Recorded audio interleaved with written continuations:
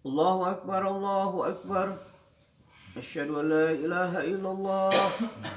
Asyhadu anna Muhammadan Rasulullah. Hayya 'alas shalah, hayya 'alal falah. Qad qamatis shalah, qad qamatis shalah. Allahu Akbar, Allahu Akbar. La ilaha illallah.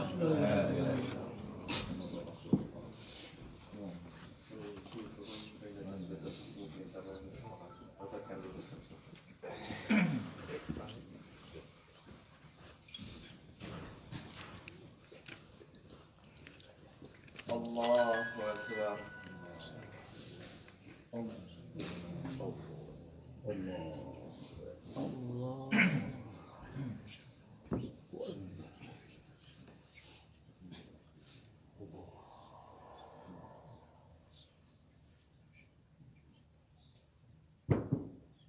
Alhamdulillahi Rabbil Alamin,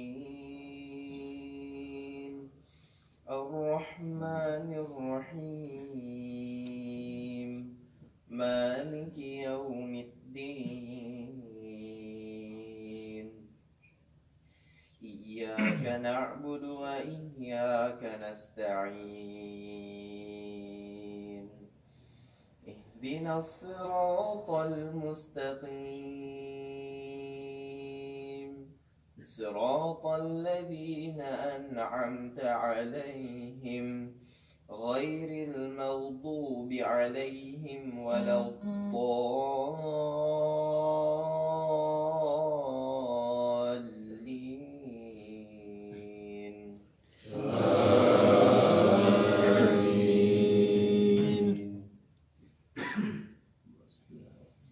Inna lil muttaqina mafaza, hadaiqa wa a'naba, wa kawa'iba atraba, wa ka'san dihaqa, la yasma'una fiha lagwan wala kidhaba, jazaan min rabbika 'ata'an hisaba. Rabbis samawati wal ardi wa ma bainahuma ar-rahman, la yamlikuna minhu khitaba. Yawma yaqumu ar-ruhu wal malaikatu saffa, لا يتكلمون إلا من أذن له الرحمن وقال صوابا. ذلك اليوم الحق، فمن شاء اتخذ إلى ربه مآبا. إنا أنذرناكم عذابا قريبا، يوم ينظر المرء ما قدمت يداه ويقول الكافر يا ليتني كنت ترابا. الله أكبر.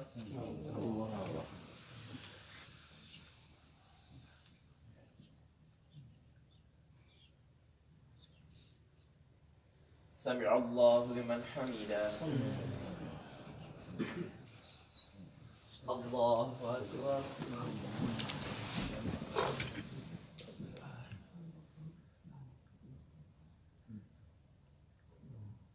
الله أكبر.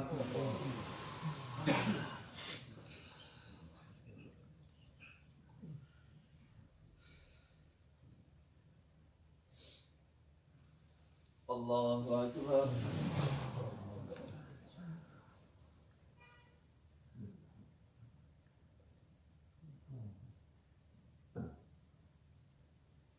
الله أكبر.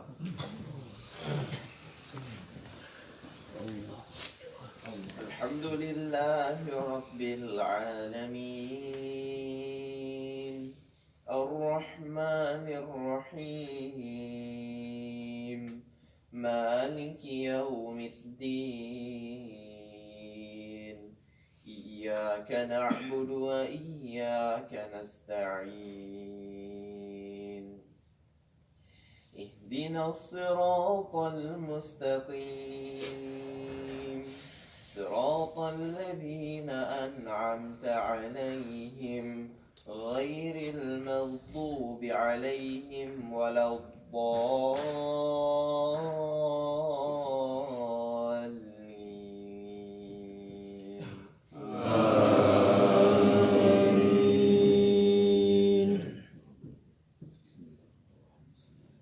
ألم نشرح لك صدرك ووضعنا عنك وزرك الذي أنقض ظهرك ورفعنا لك ذكرك فإن مع العسر يسرا إن مع العسر يسرا فإذا فرغت فانصب وإلى ربك فارغب الله أكبر الله.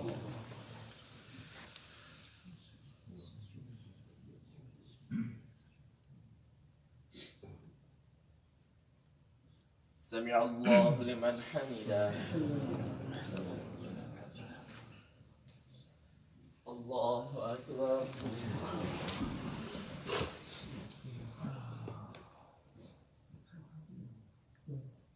الله أكبر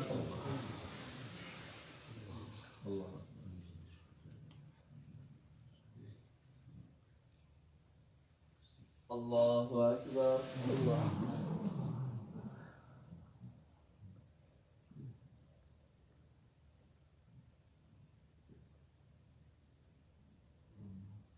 الله أكبر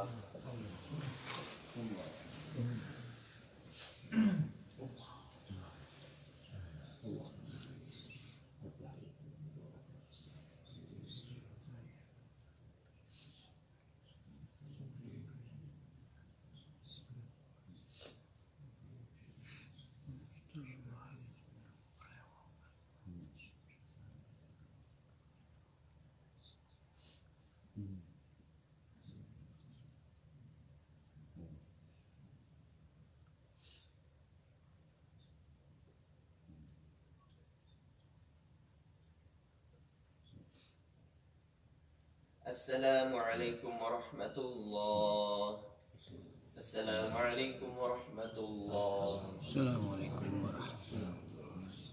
السلام عليكم.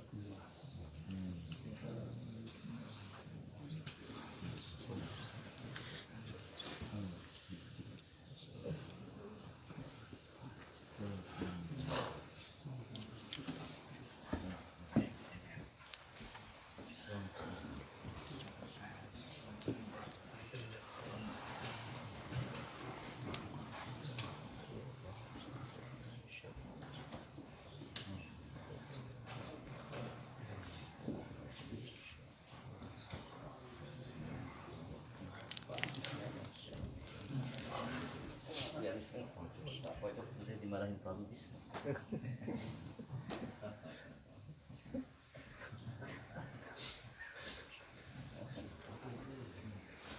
Bismillahirrahmanirrahim.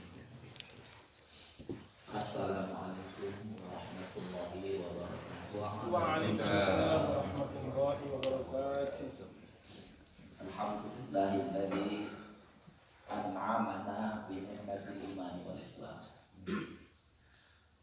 Hadirin jamaah subuh di Masjid At-Thahir yang dirahmati Allah. Kembali kita bersyukur bahwa hari ini kita masih dapat melaksanakan perintah Allah. Mudah-mudahan tadi kita bisa melaksanakan sholat subuh dengan khusyuk. Amin ya Allah. Hari terus menerus berupaya belajar untuk berbuat yang terbaik, karena yang diminta oleh Allah kepada kita adalah yang terbaik. Kalau bertakwa, bertakwa yang sungguh-sungguh. Kalau mengaji, mengaji yang sungguh-sungguh. Perintah Allah ittaqullaha haqqa tuqatih itu bertakwa kepada Allah dengan yang sungguh-sungguh, tidak setengah-setengah, tidak separuh-separuh, tapi bertakwa yang total. Hidup yang tidak dijalani dengan total tidak pantas untuk dilewati, kata orang bijak seperti itu.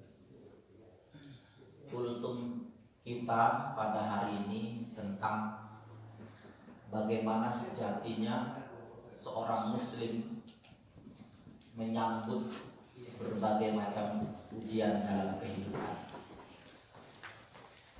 Satu kata kunci adalah bahwa Allah itu menghidupkan kita untuk tujuan yang besar. Ya Pak. Bahkan satu kali hirup napas kita itu ada takdir Allah di situ. Jadi jangan sia-siakan. Jadi kalau kita sudah yakin Allah menciptakan kita untuk tujuan yang besar, nggak usah gumun, kata orang Jawa. Nggak usah heran dengan berbagai macam ujian. Dunia ini memang dibuat tidak pernah lengkap. Ada saja kekurangannya. Mohon maaf. Yang punya kemampuan dari sisi ekonomi, suami istri bekerja, kadang-kadang ada kekurangannya apa? Nggak diberi Allah keturunan. Ya.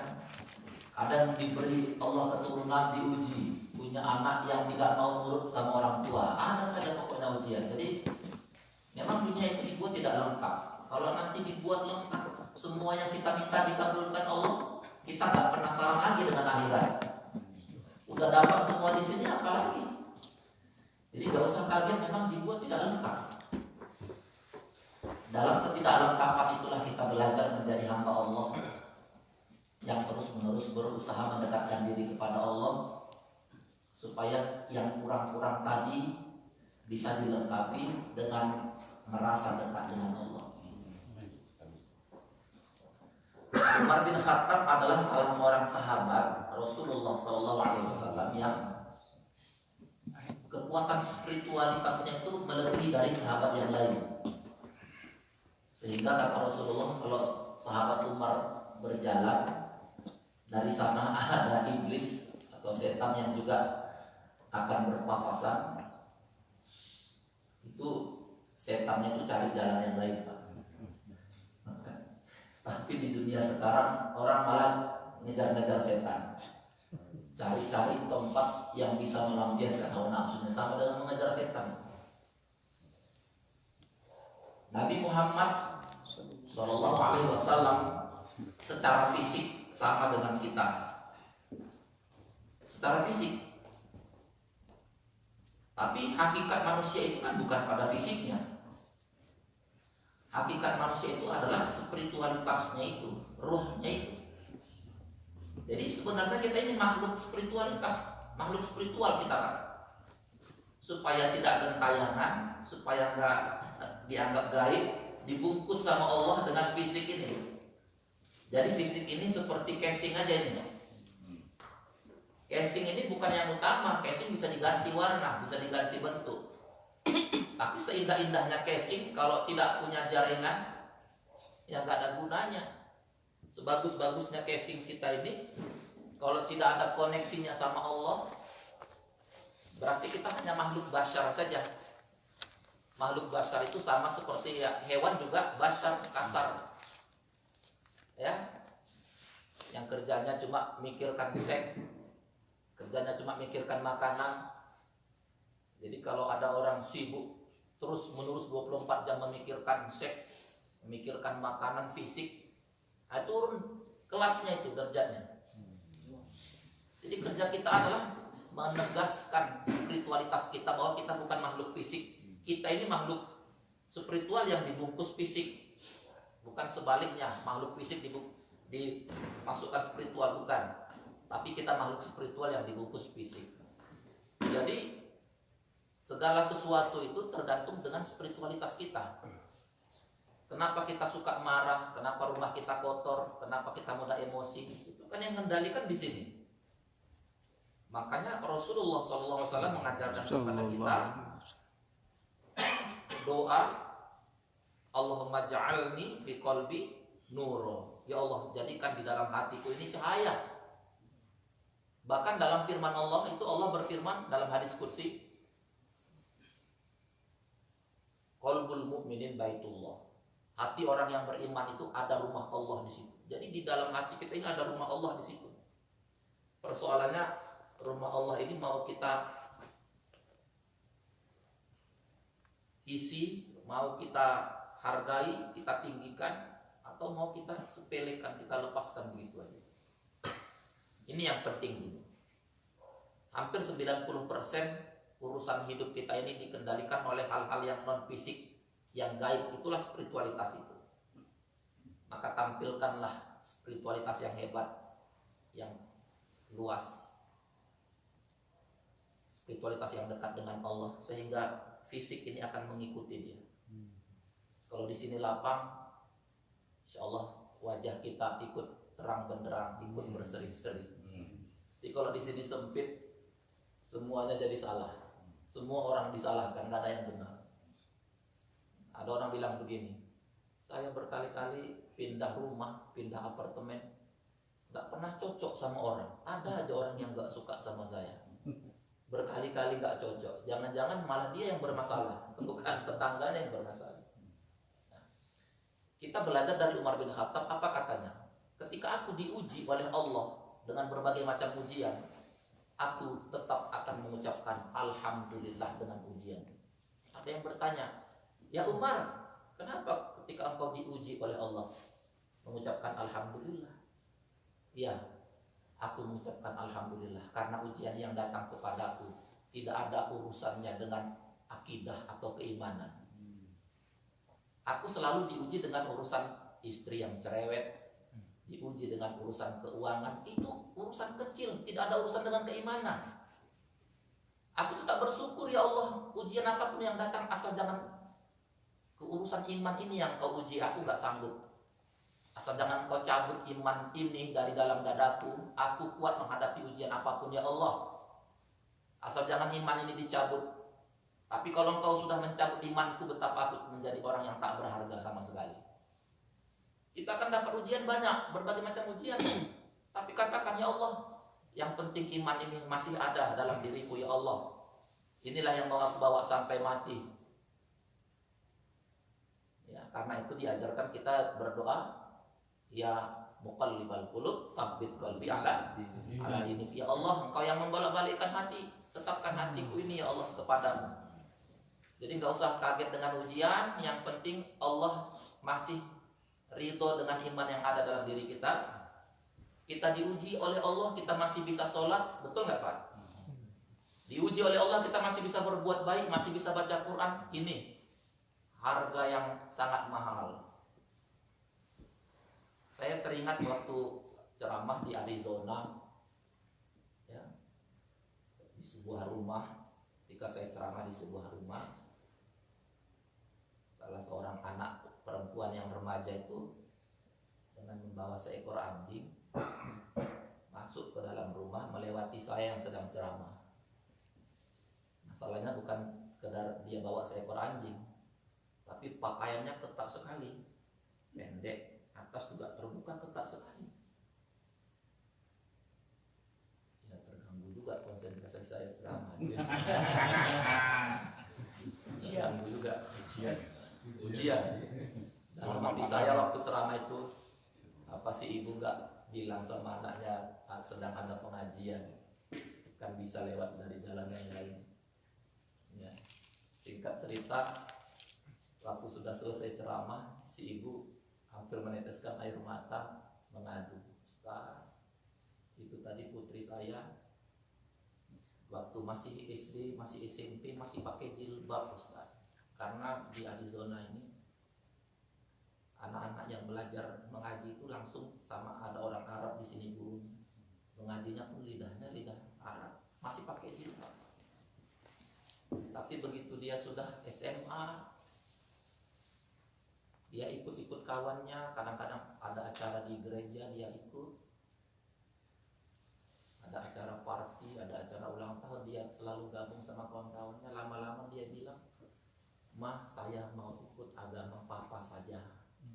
Ternyata suaminya masih non muslim. Nah, jangan nak, kamu dari kecil mama besarkan dalam keadaan sebagai seorang muslimah. Mama antar kamu ke tempat pengajian, jangan. Tidak bisa, ini sudah pilihan saya, kata anaknya. Ya, jadi sampai akhirnya nggak bisa lagi dan ditahan. Ya akhirnya ia masuk menjadi, keluar dari muslim menjadi non muslim, mengikuti agama ayahnya. Saya tanya, ayahnya dulu bagaimana? Iya, waktu menikah dengan saya ia bersahadat menjadi muslim. Terus ya setelah menikah beberapa bulan, suami saya bilang, saya bersahadat sebenarnya supaya bisa menikah dengan kamu. Jadi saya kembali kepada agama saya yang lama. Nah, ini ujian juga ini. Ya, persoalannya kita bawa anak-anak yang harus kita pertanggungjawabkan. Kita sebagai orang tua kalau tidak mampu ya menjaga keimanan ya anak-anak kita, termasuk kita sendiri, ini bagian dari kegagalan kita sebagai orang tua. Sebenarnya persoalan ini banyak terjadi, nggak satu dua. Jangankan di Amerika, di Puri Cinere, salah satu tempat saya ceramah. Begitu selesai ceramah, ada seorang ayah menghadap kepada saya, "Ustaz, saya dapat musibah." Musibah apa? Anak saya yang dulu sekolah Al-Islam di Jakarta, ini sekolah Al-Islam SMA-nya, ingin sekali bisa kuliah ke Jerman, Ustaz. Kami orang tua awalnya melarang, tapi dia begitu semangat sekali mau ke Jerman. Akhirnya kuliah ke Jerman. Baru 1 tahun di Jerman dia sudah telepon saya. Apa katanya, Pak? "Pak, saya sekarang sudah ateis. Saya bukan seorang muslim lagi." Menangis itu anak. Ya Allah, susahnya menjaga keimanan. Ya, ini tantangan buat kita Bapak Ibu yang berada di Amerika. Ya, harga yang paling mahal itu adalah akidah iman kita. Kita boleh diuji dengan kekurangan ekonomi, diuji dengan urusan keluarga, asal jangan tercabut ini iman ini. Apalagi bedanya kita. Ya. Itu makanya kita disuruh berdoa. Rabbana la tuzigh qulubana ba'da idh hadaytana. Ya Allah, jangan kau cabut setelah kau beri aku hidayah. Mampukan aku ya Allah mempertahankan iman ini sampai akhir hayatku. Jangan kaget dengan ujian keimanan itu selalu datang. Mudah-mudahan kita kuat. Ini yang membuat Umar bin Khattab itu dapat ujian pun tetap mengucapkan alhamdulillah karena aku masih punya iman. Diuji dengan apapun asal aku masih bisa dekat denganmu ya Allah. Ini yang pertama yang membuat Umar bin Khattab itu mengucapkan alhamdulillah. Yang kedua, aku juga mengucapkan alhamdulillah saat ujian-ujian dunia ini datang. Kenapa? Kata sahabat, kenapa mengucapkan alhamdulillah lagi? Ya, yang kedua ini karena Allah tidak mengujiku dengan yang lebih berat. Allah itu maha bisa, Allah itu maha mampu membuat ujian lebih berat dari yang aku alami hari ini.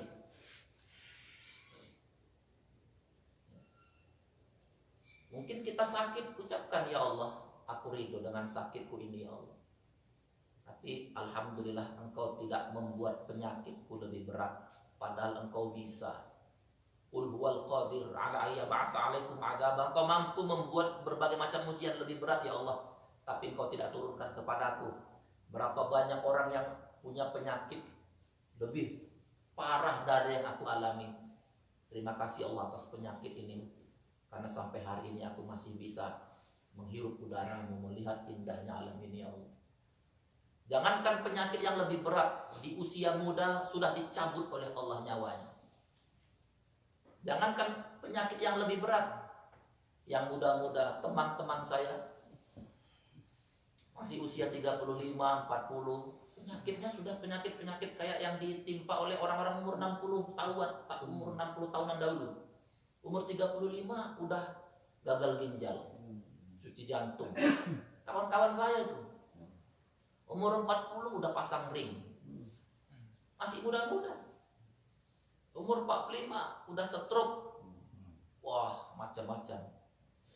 Ya, jadi kalau kita udah di usia di atas 50 dapat ujian penyakit itu kecil itu.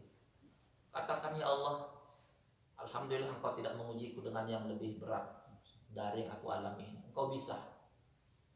Banyak orang di rumah sakit yang hanya mengandalkan alat bantu pernapasan. Banyak itu.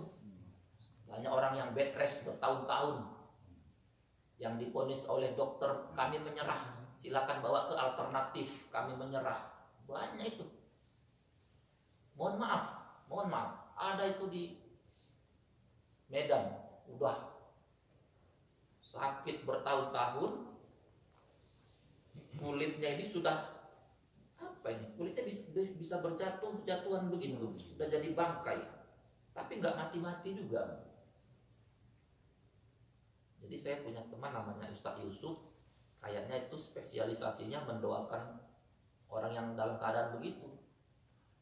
Kemungkinannya dua, kalau nggak disembuhkan oleh Allah, yang kedua disegerakan wafatnya. Tapi doanya mungkin, ya doanya jangan ya Allah segerakan wafat, nggak begitu doanya. Doanya, ya Allah, keputusan apapun yang terjadi kami serahkan kepadamu ya Allah. Dan kalau tidak sembuh dengan segera, diwafatkan, daripada siksa bagi keluarga. Ya, itu selalu terjadi begitu. Jadi Ustadz Yusuf ini cerita sama saya langsung. Jadi bukan sinetron, bukan cerita yang ditambah-tambah. Suatu kali dia diminta itu mendoakan itu orang yang sedang sakit. Begitu dia angkat tangannya, tahu-tahu perut yang sakit itu membesar, membengkak kayak balon yang ditiup itu, Pak. Dia angkat tangannya, membesar. Begitu dia selesai berdoa, alhamdulillah, itu perut meledak, Pak. Itu keluar isi-isi perutnya itu. Kata Ustadz Yusuf ini, Ustadz Bambang, pecahan isi perutnya itu kena ke muka saya. Udah 2 minggu saya cuci, gak hilang-hilang baunya. Waduh, kok tragis begitu Ustadz meninggalnya. Apa yang dia lakukan? Rupanya sejarah orang yang seperti ini tadi suka pergi ke dukun, suka kalau nggak senang santet sana, kalau nggak senang tanam sesuatu di bawah tanah supaya mencelakai orang, pergi ke dukun. Ya Allah, masih ada ternyata orang seperti itu. Jadi di dunia aja masih ditunjukkan oleh Allah yang begitu. Jadi kita yang pada hari ini masih bisa datang ke masjid, subhanallah, ini nikmat yang luar biasa. Ya, jangan dianggap sepele. Allah punya tujuan yang besar untuk setiap kita ini. Jadi bersyukurlah ya Allah, Engkau mengujiku dengan sesuatu yang tidak lebih besar yang dibanding yang dialami orang lain. Mungkin kita kekurangan dalam urusan ekonomi, tapi orang lain lebih kekurangan lagi. Ya, mungkin kita punya hutang orang lebih besar, betul nggak? Mungkin kita diambil orang yang kita cintai, anak kita, bahkan pasangan kita sekalipun. Orang lain, jangankan pasangannya, semuanya hilang. Waktu tsunami, jangankan pasangannya, rumahnya, anaknya hilang semua. Betul nggak, Pak? Jadi Allah bisa membuat yang lebih berat, tapi Allah tidak lakukan itu kepada kita. 1, 2 dipanggil, sementara orang diambil sekali 4 anaknya, hilang sekaligus sama harta-hartanya. Jadi kita kadang banyak mengeluh untuk hanya dalam pikiran saja, padahal keadaan biasa-biasa aja. Kita mengeluh keadaan cuaca, mengeluh jalan macet, mengeluh tentang yang kecil-kecil. Sementara orang lain berjalan kaki sejauh perjalanan kita naik kendaraan. Kita mengeluh rumah yang mungkin belum dibersihkan sama istri kita, sementara orang banyak tinggal di bawah jembatan, homeless kan banyak. Kita masih punya rumah. Jadi jangan dibesar-besarkan masalah. Ya, kata orang bijak, ya, hidup ini seperti satu gelas air yang dimasukkan 1 sendok garam. Kalau garam yang 1 sendok ini dimasukkan kemudian diaduk dan larut dia, kemudian diminum, pasti rasanya asin, ya Pak? Pertanyaannya kok bisa asin? Bukan persoalan garamnya saja, dia bisa asin karena itu tadi airnya cuma 1 gelas. Kalau 1 sendok garam dimasukkan ke dalam air 1 kolam, kemudian air kolamnya diminum, masih asin nggak Pak? Kan enggak. Kalau permasalahan hidup seperti kita anggap sebagai 1 sendok garam, berarti semua itu tergantung wadahnya di sini. Kalau hati kita sebesar gelas sangat berpengaruh sekali, karena sempit. Tapi kalau hati kita ini seluas kolam atau seluas samudra, 1 sendok garam nggak ada apa-apanya, nggak pengaruh. Ya, kita ingin menjadi orang yang bijaksana, nggak usah banyak terpengaruh dengan yang kecil-kecil lah. Ya, kata Pak Dadang kemarin jalan-jalan, hidup terlalu singkat untuk memikirkan hal yang terlalu kecil-kecil, terlalu remeh-temeh. Ya, jadi intinya di situ, bersyukurlah Allah tidak membuat ujian yang kita hadapi lebih berat. Walaupun Allah mampu, Allah tidak membuat lebih berat. Kita masih, kenyataan masih bisa bertahan dalam keadaan sekarang. Saya anak nomor 9 Pak. Keluarga besar, anak paling kecil. Kata orang Jawa, anak ragil. Orang tua saya itu kerjanya, mungkin ada nggak yang orang Medan di sini? Ada istilahnya itu kerja mocok-mocok. Apa itu mocok-mocok? Mocok-mocok itu kadang ada, kadang enggak. Karena ayah saya kerjanya agen sepeda motor. Kalau ada orang mau beli sepeda motor yang second, ayah saya yang mencarikan. Ya, namanya yang begitu kerjanya kadang ada kan kadang enggak. Ya nggak selalu ada kan Pak. Tapi kami 9 orang. Ibu saya nggak bekerja. Saya masih kelas 2 SD itu pindah rumah dari satu rumah ke rumah lain karena mengontrak itu sudah 12 kali. Bayangkan itu Pak. Perjalanan hidup. Kelas 1 SD saya sudah disuruh jualan kue, bawa keliling kampung. Ini sebagai tahadus binikmah Pak. Kalau nikmat itu kan harus di-sharing. Bukan maksud apa-apa. Padahal saya belum tahu menghitung kalau orang belanja kue sekian kembalinya. Nggak tahu saya cara mengembalikan. Kelas 1 SD, kata ibu saya, nanti biar orang yang membeli itu yang membalikan sendiri. Kelas 1 SD jualan kemana-mana, karena terlalu senang jualan, masuk kampung keluar kampung, jalan pulang nggak tahu Pak. Waduh gimana ini, asik sekali jualan. Ya kadang-kadang kalau udah nggak habis kuenya pun dimakani sendiri. Jadi begitulah kami yang 9 orang. Sampai akhirnya rasanya, singkat cerita, ya memang orang tua saya itu sejak kecil itu mengajarkan banyak-banyak berselawat, banyak baca Quran. Kita udah disuruh itu hafal tuh surat Yasin, surat Sajadah, surat Al-Muluk, ya, surat Al-Insan, surat Al-Kahfi, surat Al-Waqiah, baca itu banyak-banyak. Ya, jadi sejak kecil kita udah disuruh begitu. Dan alhamdulillah ya perjalanannya ya jauh lebih mudah dari yang dibayangkan, insya Allah. Sampai akhirnya saya masuk dalam sebuah program pemerintah, dulu namanya ada Madrasah Aliyah, program khusus. Diseleksi saya masuk, alhamdulillah bukan saja gratis sekolahnya, justru dikasih uang saku lagi Pak. Jadi se-Indonesia dulu ada 5 itu. Salah satunya di Sumatera, diletakkan di Padang Panjang. Saya masuk di situ. Saya bilang, ya Allah, Engkau tahu orang tua saya tidak mampu, jadi saya bisa lulus yang beasiswa. Barokah. Dapat uang sekolahnya. Kemudian selesai sekolah di Aliyah itu, lanjut ke S1. S1-nya beasiswa lagi Pak, nggak bayar lagi. Itu di Solo. Dulu katanya IAIN-nya Pak Munawir Segali. Saya sudah mendaftar di IAIN Jakarta, dapat pengumuman ada di Solo yang gratis, yang lanjutan dari program aliyah saya yang khusus itu. Sudah diterima di Jakarta, saya pun pindah cari yang gratis. Semuanya kok berjalan dengan baik. Selesai S1, lanjut lagi S2, gratis lagi Pak, dapat uang lagi. Waktu itu per bulannya 600.000 tahun 97. 600.000 tahun 97 malah saya bisa kirim uang ke kampung.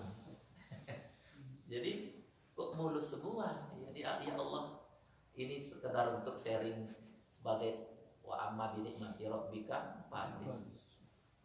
Begitu diterima jadi dosen, kuliah lagi S3, gratis lagi Pak. Jadi semuanya saya jadi teringat, apakah ini buah dari didikan orang tua yang mengajarkan banyak selawat, banyak baca Quran. Saya dulu pernah tanya, gunanya selawat itu apa? Kata orang tua saya, selawat itu kan seperti air yang diisi, gelas yang diisi air. Nah, kalau kita berselawat, sementara air ini sudah penuh, kan Rasulullah ini kan sudah penuh, ini rahmatnya dari Allah kan sudah penuh. Nah, begitu kita tambah lagi dengan selawat, air itu kan jadi meluber. Katanya begitu kata orang tua saya. Jadi luberan air itulah jadi syafaat buat kita. Gimana Pak? Ya, jadi luberannya itu kita berharap luberannya itu kalau Rasulullah nggak perlu dia udah cukup. Dia kekasih Allah. Tapi begitu kita selawat, luberannya itu sama kita. Jadi jangan malas-malas berselawat. Ya, itu semacam channel parabola. Kalau saya misalnya mau ketemu Pak Dadang nggak kenal sama saya, dia selalu menghindar, nggak kenal. Tapi kebetulan saya kenal dengan kekasih hati Pak Dadang, sama ibu kenal saya. Jadi si ibu yang merekomendasikan ke Pak Dadang, Pak, saya kenal sama Ustaz Bambang, dia ingin ketemu itu. Awalnya tadi nggak mau ketemu, tapi karena yang merekomendasikan yang tercinta, istri, jadi nggak mau ketemu sama saya. Dalam berdoa juga begitu. Bisa saja belum waktunya dikabulkan oleh Allah. Tapi karena kita berselawat untuk kekasihnya, jadi bisa lebih awal dikabulkan. Ya. Jadi intinya kita selalulah bersyukur kepada Allah dalam keadaan apapun. Allah tidak membuat ujian kita lebih berat, padahal Allah bisa. Udah dua tadi ya. Yang pertama, kita bersyukur karena kita tidak diuji dengan urusan keimanan, kita masih tetap mantap dalam keimanan. Yang kedua, kita bersyukur karena Allah tidak membuat ujian lebih berat. Allah tidak menguji kita dengan persoalan yang lebih parah. Yang ketiga, kenapa kita justru terus-menerus mengucapkan alhamdulillah ketika ujian datang? Penting. Kita kadang-kadang mengucapkan alhamdulillah kalau ada nikmat, alhamdulillah. Naik gaji, alhamdulillah. Itu orang semua bisa dapat nikmat mengucapkan alhamdulillah, ya gampang. Tapi ketika diuji, kita mengucapkan alhamdulillah itu membutuhkan kekuatan spiritualitas yang tinggi. Kenapa mengucapkan alhamdulillah? Yang ketiga ini, Umar bin Khattab katanya, ya, saya mengucapkan alhamdulillah ketika ujian datang karena kan dalam Islam itu diajarkan kalau kita sabar dengan berbagai macam ujian, ya, kalau kita sabar itu akan menghapuskan dosa-dosa. Kenapa saya nggak bersyukur dosa saya diampuni Allah? Jadi kita kalau dapat ujian, ucapkanlah alhamdulillah, karena saat yang sama kalau kita sabar, dosa-dosa kita diampuni. Syukur kan? Bersyukur saat datang ujian karena dosa kita di. Bersyukurlah kita dalam beratnya mencari nafkah. Kata Rasulullah dalam hadisnya itu, tidak ada ibadah yang melebihi pahala sholat, pahala puasa, pahala sholat tahajud, melebihi pahala orang yang bersusah-susah mencari nafkah buat keluarganya. Jadi kalau kita bersusah-susah mencari nafkah buat keluarga kita, itu melebihi sholat tahajud berapa ribu rakaat pun. Jadi bersyukurlah. Kalau dapat ujian, itu tandanya tanda-tanda baik. Allah ingin menghapuskan dosa-dosa kita. Banyak dosa yang gak mempan hanya dengan istighfar. Istighfar perlu, tapi kadang-kadang belum tentu nggak mempan, harus diuji oleh Allah dulu, baru dosanya itu terhapus. Jadi siapa saja di antara kita yang diuji oleh Allah, itu tandanya Allah ingin menghapus dosa-dosa kita. Alhamdulillah yang berikutnya kata Umar bin Khattab, aku datang ujian tetap mengucapkan alhamdulillah. Kenapa? Ya aku mengucapkan alhamdulillah karena ini tanda-tanda mau naik kelas. Anak sekolah kalau tidak ada ujian tidak bisa naik kelas. Betapa ujian dalam hidup ini sebenarnya adalah mutlak harus. Allah tidak membiarkan kita hanya mengatakan aku beriman. Ahasiban nasu ayyutraku yaqulu amanna wa hum la yuftanun. Belum diuji kok udah bilang-bilang beriman. Jadi memang sudah pasti ujian itu datang. Ini tanda-tanda mau naik kelas. Ya, saya selalu bilang sama mahasiswa-mahasiswa saya di kampus, kalau mau jadi ikan yang besar jangan tinggal di parit, tantangan terlalu kecil. Tinggallah di samudera supaya pantas menjadi ikan yang besar. Bunga-bunga yang bisa harum itu karena disiram oleh pupuk yang berbau. Layang-layang bisa terbang tinggi karena dia melawan arah angin. Jadi hidup ini harus selalu datang ujian supaya kita jadi kuat. Bapak-bapak yang sudah lama di sini, ujiannya pasti lebih berat daripada orang yang merasa comfort zone di kampung. Jadi tantangannya kecil, kalau kita tantangannya banyak. Nah itu sebuah kemutlaqan. Dan yang terakhir, kenapa kita mengucapkan alhamdulillah saat ujian datang? Karena sudah pasti Allah akan ganti dengan yang lebih baik. Amin. Allah pasti ganti dengan yang lebih baik. Inna ma'al asri yusra, bersama kesulitan itu akan datang kemudahan.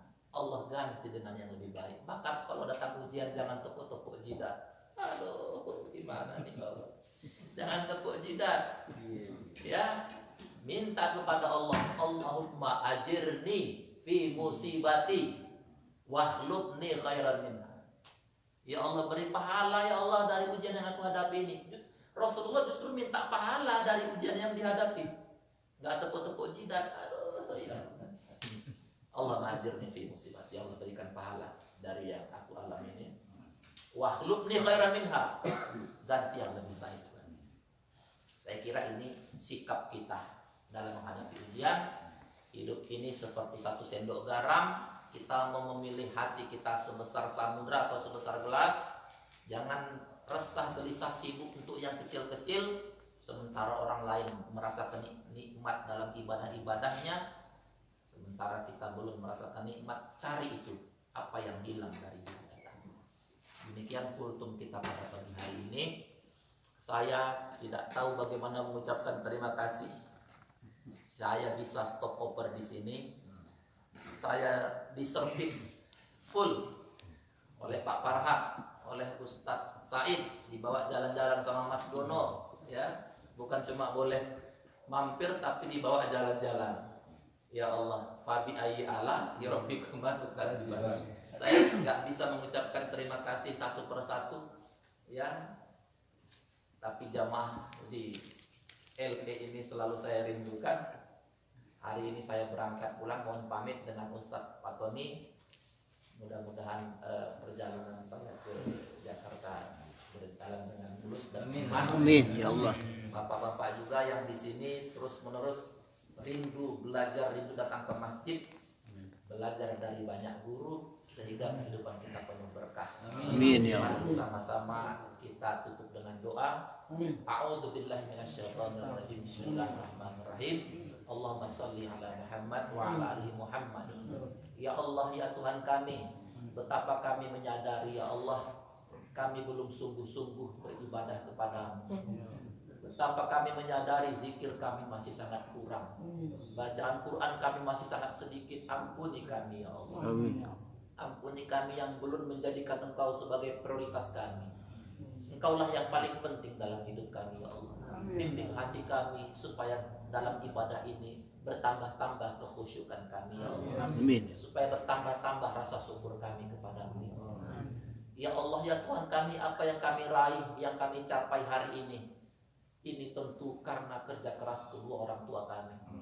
Apa yang kami capai hari ini sampai di sini ini karena doa kedua orang tua kami ya Allah. Bagi orang tua kami yang masih hidup, sehat-sehatkan mereka, bahagiakan mereka ya Allah. Amin ya Allah. Sementara bagi orang tua kami yang sudah Engkau panggil, lapangkan kuburnya, terangi alam barzahnya ya Allah. Amin ya Allah. Balas semua kebaikan mereka saat mereka membesarkan kami dengan susah payah. Balas pengorbanan mereka yang mereka berjuang untuk kami, selalu memikirkan kehidupan kami ya Allah. Mereka siap untuk mengeluarkan keringat, bahkan darah mereka tumpahkan untuk kehidupan kami yang lebih layak ya Allah. Amin ya Allah. Ampuni kami jika sampai hari ini kami belum bisa berterima kasih kepada orang tua kami. Kami belum bisa membalas budi kebaikan orang tua kami ya Allah.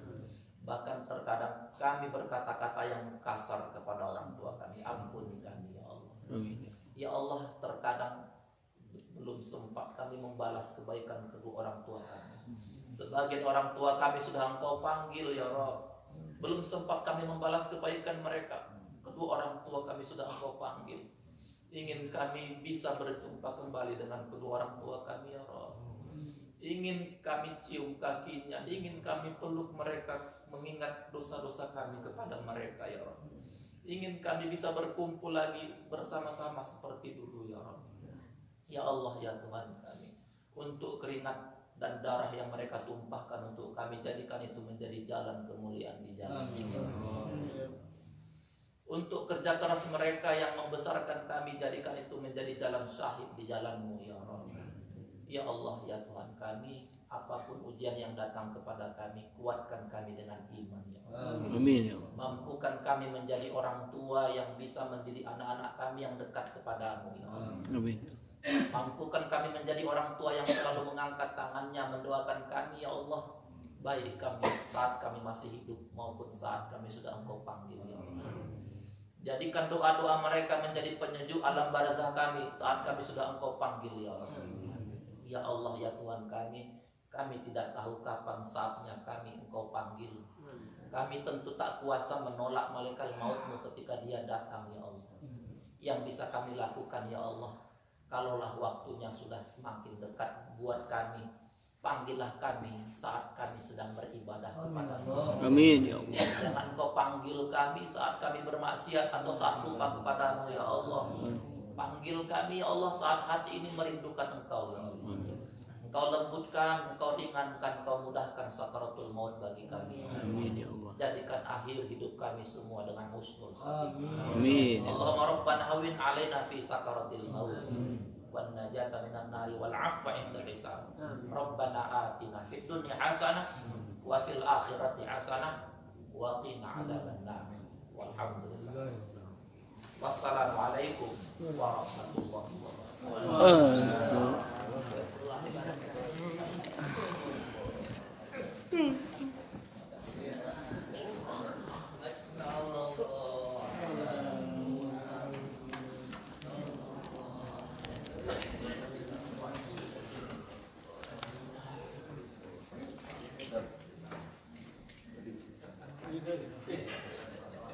Kalau perlu, kalau habis nggak apa-apa. Kalau dia perlu, kalau nggak perlu sih nggak apa-apa.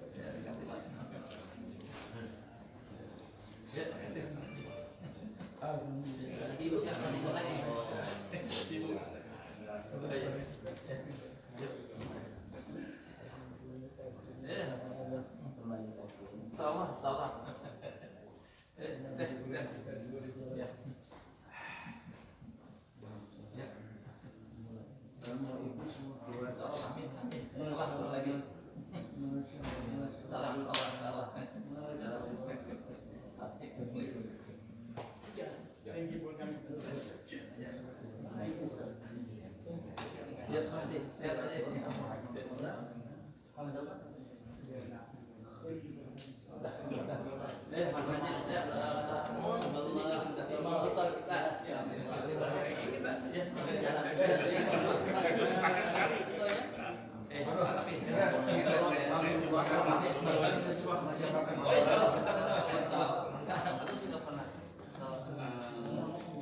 Amin. Sehat-sehat.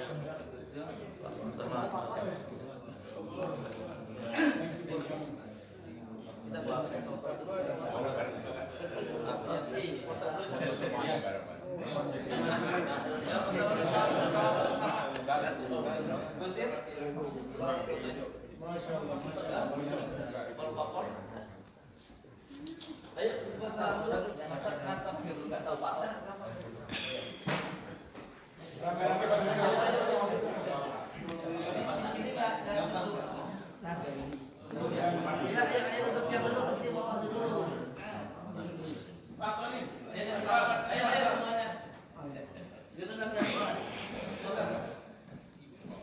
ini ke halaman sama ini enggak? Boleh sih masuk. Ini juga boleh. Terak sama ini ya, kalau di sana aja di belakang sana. Ini kamu ini siapa? Ini kalau Semakin dong. Masa mesti tanya. mana dia pengen mau ada Sama nggak ada orang itu berjalan. Yuk. Yuk, 1, 2, 3, Satu. cheese. 2, 3. Udah selesai. 1. Ya. 1, 2, 3. From in the middle. Di middle. Nah, Tengah-tengah. dari sini, belah sini. Oh iya. Nah, semuanya gitu. Apinya. Dari atas nggak bisa dari atas ya? Dari Yang sana nggak usah ya. Yang aku geser. Yang saya. Yang punya airnya Arif. 1, 2, 3. Boleh. Agak cepat dikit, giginya udah kering. Iya. 1, 2, 3. Masya Nah,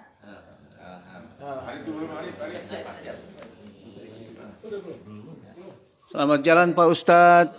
Salam buat keluarga semua. Sampai ketemu.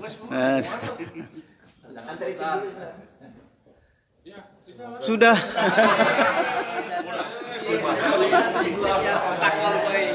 Masih serius kayak mau ngomong lagi. Pokoknya jam 1 sampai bandara lah. Mungkin jam 2, jam 12 dari sini. Itu jam 2. Oh iya. Saudara-saudaraku di mana saja berada, insya Allah apa yang disampaikan oleh Bapak Ustadz Bambang Irawan bermanfaat. Teruslah berusaha untuk mencapai amal ma'ruf nahi mungkar dalam kehidupan kita, sehingga Allah meridhoi kita, mendapatkan banyak amal jariah buat tabungan akhirat kita. Untuk teman-teman semua di Bandung, di Jakarta, di mana saja yang tidak bisa saya sebutkan satu persatu, semoga sehat walafiat lahir dan batin. Terima kasih. Sampai ketemu lagi. Bismillahirrahmanirrahim. Wassalatu wassalamu ala asrafil anbiya'i wal mursalin wa ala alihi wa sahbihi ajmain. Allahu akbar. Assalamualaikum warahmatullahi wabarakatuh.